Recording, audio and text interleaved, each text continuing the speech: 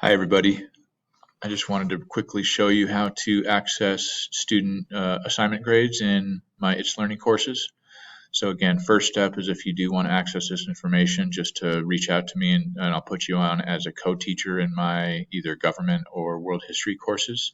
So I'm going to go into my government course. And then from there, you just need to go up here to follow up and reports. From there, it says gradebook. And select the student that you'd like.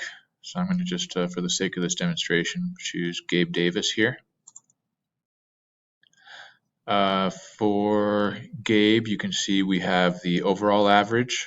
You need to make sure to select the term of semester one and make sure that it's selected as percentages. And then we've got the overall average followed by each category. So we've got summatives and then formatives. Those are the only two categories I have up to this point. If you'd like to print it out, you just click on those three dots and go to print. And then it'll look something like this. And then again, if you do want to be added on as a co-teacher for either of my courses, please let me know and I'm happy to do that. Thank you.